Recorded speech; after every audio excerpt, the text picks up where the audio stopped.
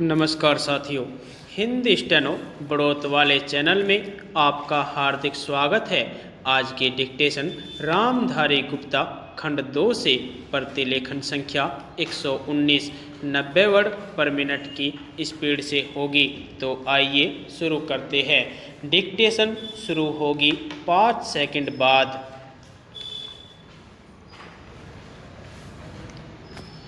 Start. महोदय, आज की बहस के दौरान मैंने हाल की घटनाओं के प्रति जो चिंता देखी है, उससे यह आशंका प्रकट होती है कि यदि पड़ोसी देश द्वारा भारत पर हमला किया गया तो हम उसका मुकाबला करने के लिए तैयार नहीं होंगे। सीमा पर हाल में हुई घटनाओं की संख्या और खासकर एक बड़े मुल्क द्वारा दी जा रही सैनिक सहायता को देखते हुए निस्संदेह यह आशंका सही लगती है। यह बिल्कुल सही है कि एक बड़े देश से आने वाली सैनिक सहायता से आज भारत की सुरक्षा प्रभावित हुई है और इसलिए हमें इस बात को ध्यान में रखते हुए ही इस स्थिति पर विचार करना है।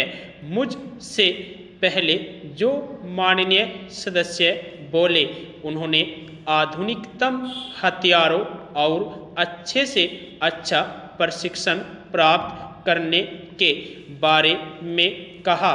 इसका सही मतलब क्या है?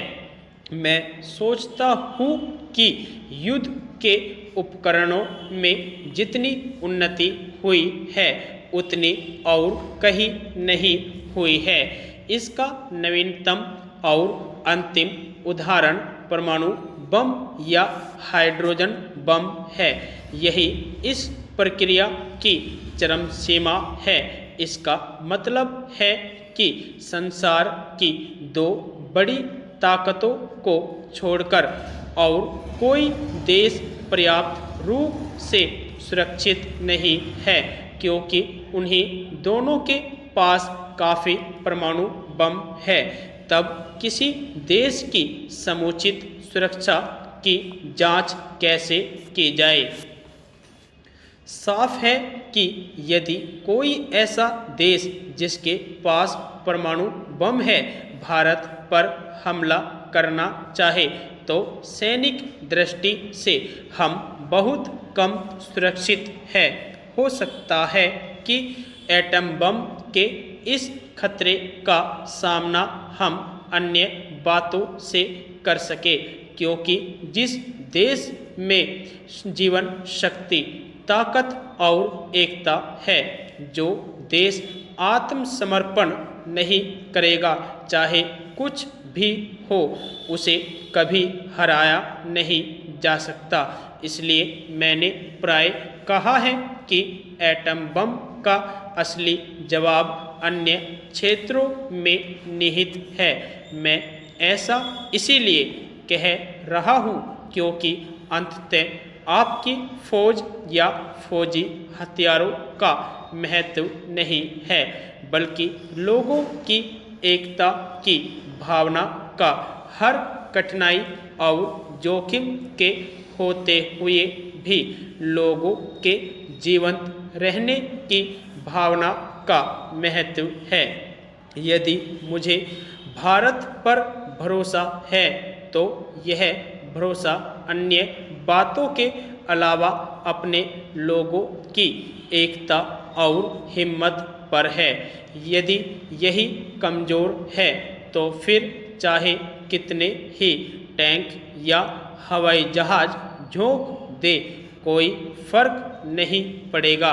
टेक्नोलॉजी में इतनी तेज़ी से तरक्की हुई है कि अगर दुर्भाग्य से भविष्य में कोई बड़ा युद्ध हो तो शायद युद्ध कला के बारे में पहली लिखी गई हर एक किताब और पिछले युद्धों में इस्तेमाल किया गया हर एक हथियार पुराना लगेगा। इस नज़र से देखने पर संसार के केवल कुछ ही देशों को छोड़कर शेष सब देश और भारत में हम पूरी तरह पिछड़ गए हैं और फिलहाल हमारे लिए किसी तरह का सहारा नहीं है।